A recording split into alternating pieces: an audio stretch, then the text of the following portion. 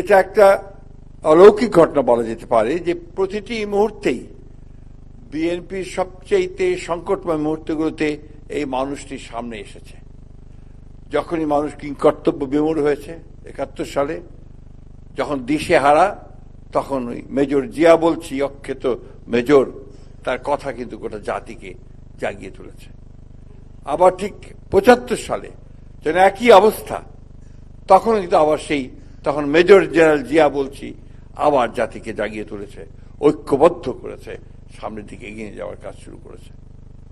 আমি প্রেসিডেন্ট শহীদ জিয়া রহমানের যে কয়েকটা বিষয়ে অত্যন্ত উল্লেখযোগ্য মনে হয় আমার, তার মধ্যে প্রথমটি হচ্ছে যেটা হচ্ছে তিনি বাংলাদেশি জাতিকে একটা নতুন পরিচয় দিয়েছিলেন, একটা আইডেন্টিটি দিয়েছিলেন বাংলাদেশি জাতীয়তাবাদের মধ্য দিয়ে, যে বাংলাদেশ জাতি যে অন্যান্য জাতির সঙ্গে এক নয়, বা বাংলাদেশ যে অন্যান্য ভূখণ্ডের সঙ্গে এক নয়, ভাষা এক হলেও সেই পরিচিতিটা তিনি দিয়েছিলেন বাংলাদেশের জাতীয়তাবাদের মধ্য দিয়ে।